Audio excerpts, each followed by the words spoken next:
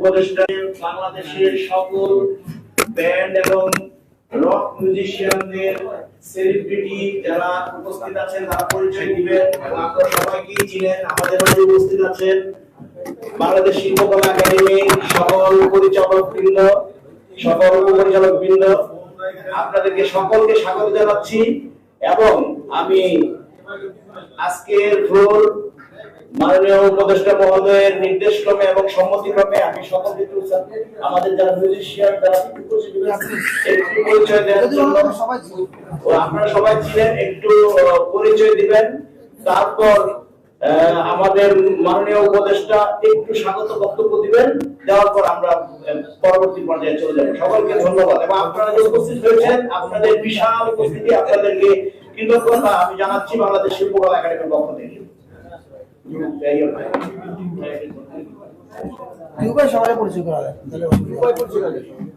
ধন্যবাদ ধন্যবাদ।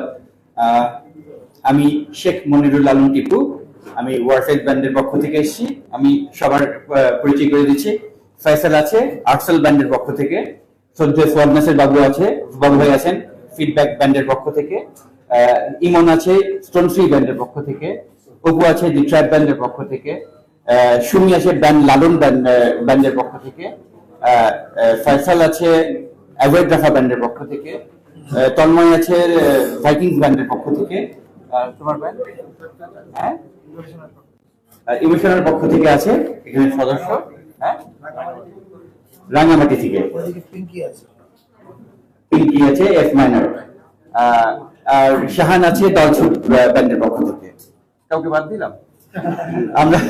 আমরা সবাই মিলে এসেছি আপনাদের সামনে। ধন্যবাদ।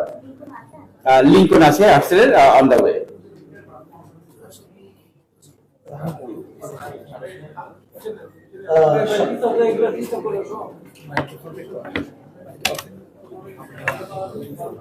সবাইকে স্বাগত।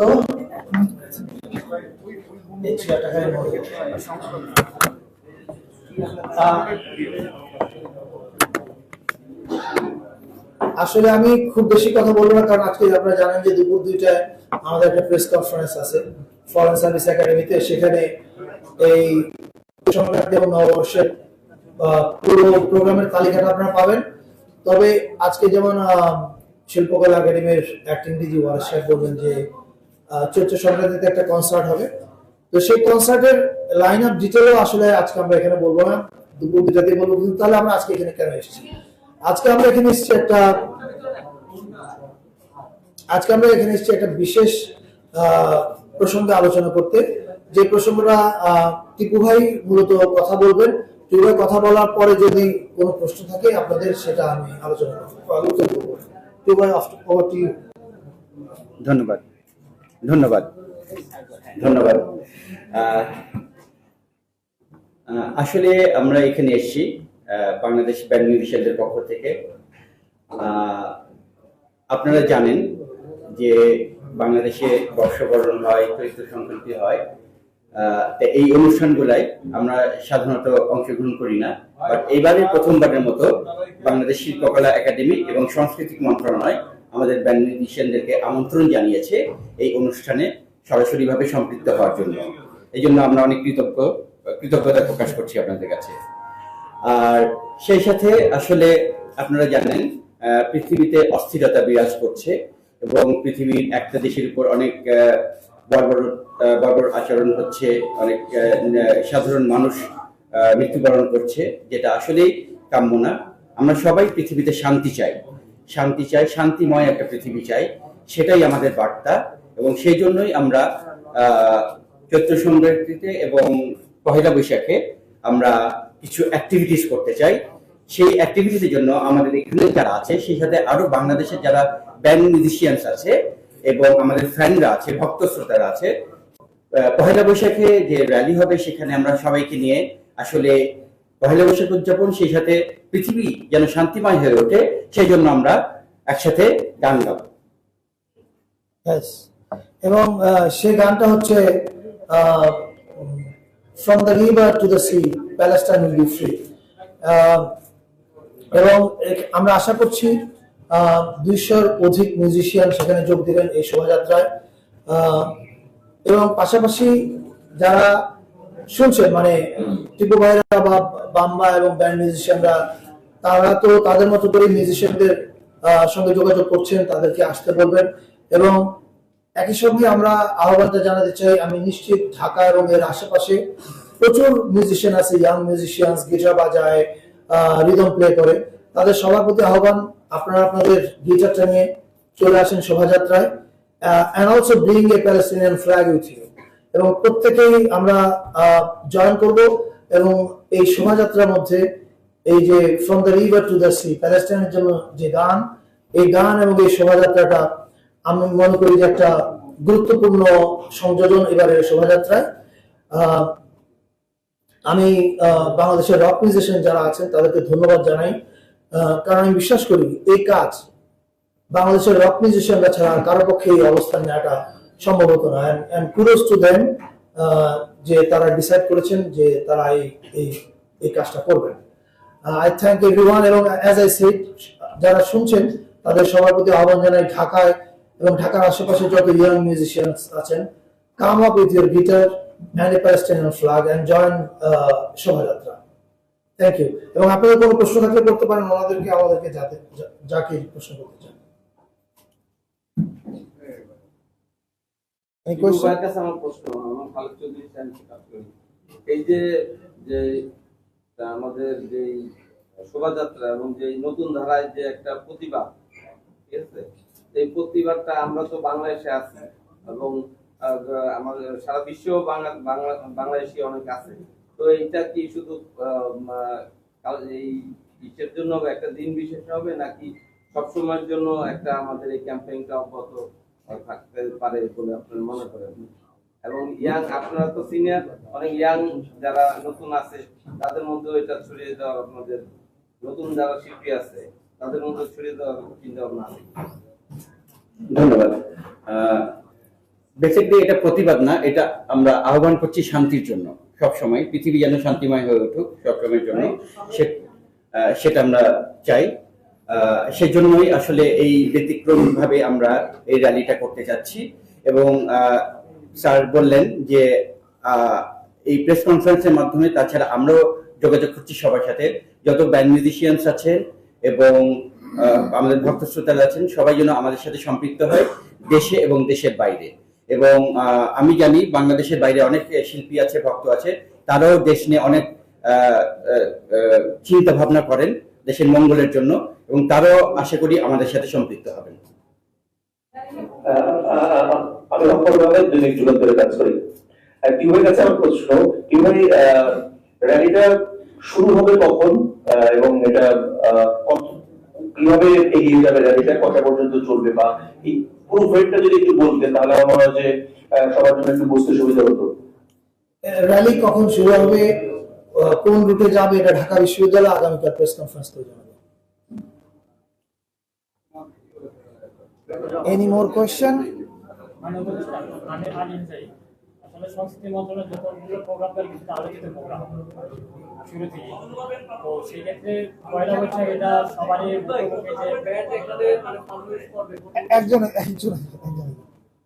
মানে বিশেষ করে পয়লা বৈশাখ নিয়ে অনেকের একটা মানে অনেকদিন থেকে একটা আলোচনা চলতেছে কিভাবে হবে, বা মন্ত্রণালয় থেকে কোনো নির্দেশনা আসবে কিনা, বা মন্ত্রণালয় থেকে কি ধরনের কর্মসূচি নেবে, এটা পরবর্তীতে একটা প্রেস কনফারেন্স দুইটাতে করতেছে কিনা। আমি যদি আপনাকে এখন মানে এই সময় একটা প্রেস কনফারেন্স যেহেতু আপনার আসছেন শিল্পীদেরকে নিয়ে, তো বিশেষ করে আপনারা কি গতবার যে ধরনের একটা মানুষের যে একটা মানে মানুষের যে একটা আকাঙ্ক্ষা ছিল বা মানুষের অভিজ্ঞতা বর্তমানে এটা কিন্তু একটু বেশি আপনাদের কাছে, সেক্ষেত্রে আপনাদের ভূমিকা বা আপনাদের চিন্তা ভাবনা?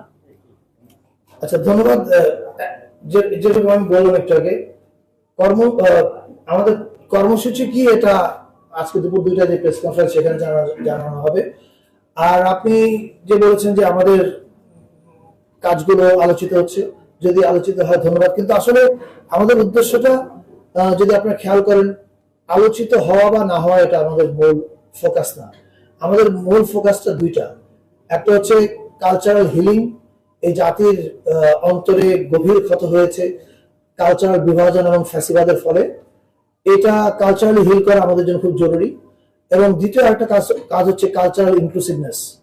আপনারা যদি আমাদের কর্মসূচিগুলো দেখেন তাহলে বুঝতে পারবেন যে যেমন 54 বছর ইতিহাসে বাংলাদেশে কখনো শিল্পকলা একাডেমিতে চাঁদরাতের উৎসব হয়নি, এবার হয়েছে।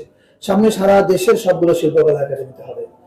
আবার একই সঙ্গে নববর্ষের যে চৈত্র সংক্রান্তি এবং নববর্ষ মিলে 2 দিন ব্যাপী অনুষ্ঠান, এই অনুষ্ঠানগুলোর ইনক্লুসিভনেস যদি দেখেন, এর আগে কখনো ভিন্ন জাতিগোষ্ঠীকে অন্তর্ভুক্ত করা হয়নি, আমরা সেটা করেছি কারণ এই উৎসবটা পুরো বাংলাদেশের, ফলে সবাই অন্তর্ভুক্ত থাকতে হবে।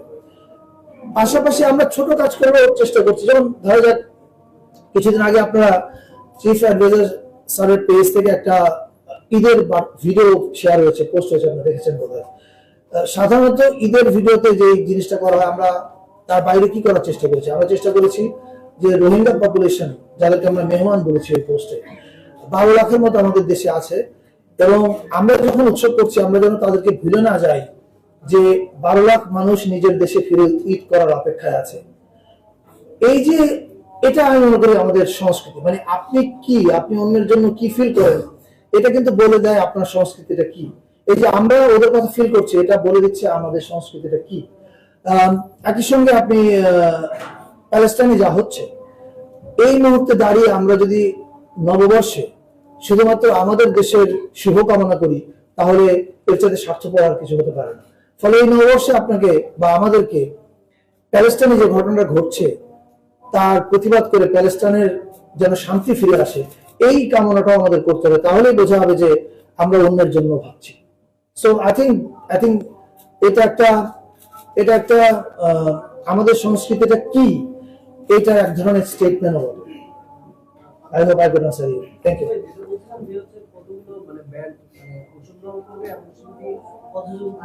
চৈত্র সংক্রান্তিতে নাকি শোভাযাত্রায়?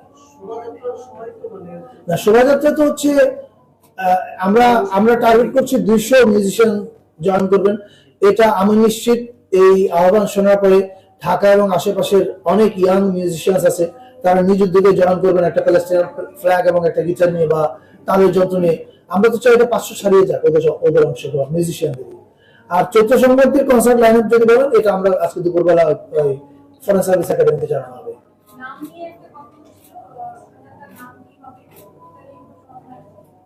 কোনটা শুনতে পাই? শোভাযাত্রার নাম কি হবে সেটা নিয়ে কোনো সমাধান আছে?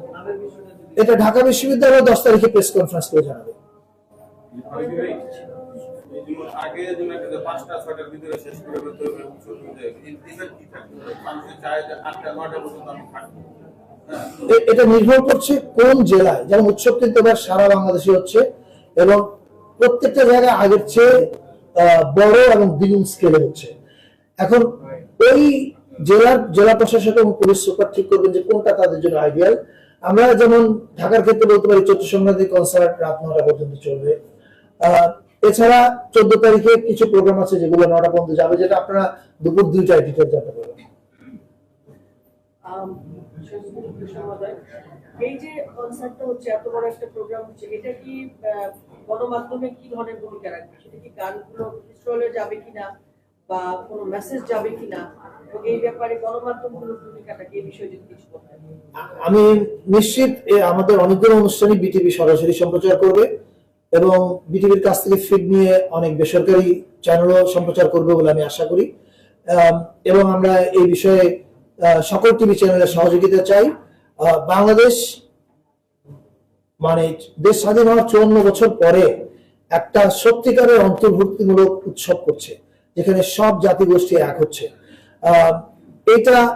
এই মুহূর্তটাকে আমি মনে করি যে স্মরণীয় করে রাখার জন্য বেসরকারি টিভি চ্যানেলগুলোর অনেক ভূমিকা আছে এবং আমি বিশ্বাস করি তারা সেটা রাখবে।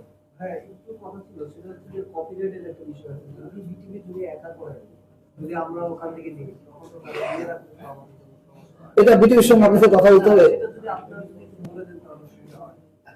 আপনার বিটিভির সঙ্গে যোগাযোগ করেন, নিশ্চিত তারা একটা সমাধান করবে ফর শিওর। নিরাপত্তা বিষয়ে আপনাদের এটা গতকালকে তো মিটিং এ আমরা একবার বলেছি নিরাপত্তা বিষয়ে। আর কোনো প্রশ্ন না থাকলে আমরা শেষ করি। জি, আমি একটা কথা তিমুর একটা কথা বলবো। আমি আপনার উদ্দেশ্যে একটা কথা বলছি। এখন আসলে চৈত্র সংক্রান্তিতে আমরা ব্যান্ডরা পারফর্ম করব, এটা দুপুর 2টায় অ্যানাউন্স হবে। কারা কারা পারফর্ম করবেন। এবং 14 তারিখে আমরা আহ্বান জানাচ্ছি পৃথিবীর শান্তির জন্য বাংলাদেশের রক ব্যান্ড মিউজিশিয়ানদের পক্ষ থেকে। এখানে আমরা হয়তো একটা গান সবাই মিলে গাবো, এখানে কোনো কনসার্ট হবে না, এটা একটু ক্লিয়ার থাকবেন। এটা শোভাযাত্রা। হ্যাঁ, শোভাযাত্রা। Thank you. জি আপনার একটু শুনতে পাচ্ছি না, মাইক্রোফোনটা একটু চালু করবেন। অভিভাবকহীন শিল্পকলা একাডেমি কবে অভিভাবক পাবে?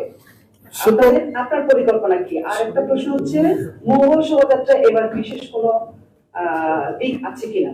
শিল্পকলা একাডেমি মোটেও অভিভাবকহীন না। অভিভাবকহীন হলে শিল্পকলা একাডেমি এতগুলো প্রোগ্রাম করতে পারে না। আমার ধারণা শিল্পকলার ইতিহাসে ঈদ এবং পয়লা বৈশাখ নিয়ে এত বড় স্কেলের এবং এত বেশি প্রোগ্রাম শিল্পকলা এর আগে করেনি। শুধু প্রোগ্রাম করে না, জাস্ট নাম্বার না, প্রোগ্রামগুলোর পিছনে থটফুলনেস যদি দেখেন তাহলে দেখবেন যে দিস আর ভেরি ইনোভেটিভ। অভিভাবকহীন একটা শিল্পকলা এই ধরনের প্রোগ্রাম করতে পারে না, ফলে তারা যথেষ্ট সক্ষমতা পরিচয় দিচ্ছে শিল্পকলা যারা কাজ করছেন, এবং আমি তাদের সবাইকে এই সুযোগে ধন্যবাদ জানাচ্ছি। এটা সময় হলে আমরা দেখবো কখন করা যায়। আর শোভাযাত্রার নামের ব্যাপারে বলেছি, এটা ঢাকা বিশ্ববিদ্যালয়ে 10 তারিখে প্রেস কনফারেন্স করে জানাবে। কালকে আমরা প্রেস কনফারেন্সে বলেছি যে নিরাপত্তা বিষয়টা স্বরাষ্ট্র মন্ত্রণালয় দেখছে এবং তারা ওই অনুযায়ী ব্যবস্থা নেবে যদি কোনো শঙ্কা মনে করে। আর কোনো নতুন প্রশ্ন না থাকলে আমরা তাহলে শেষ করবো। আমরা একসাথে বলি, আমরা পৃথিবী শান্তি এবং মানবতার জন্য। Yes, of course, that's what you are doing.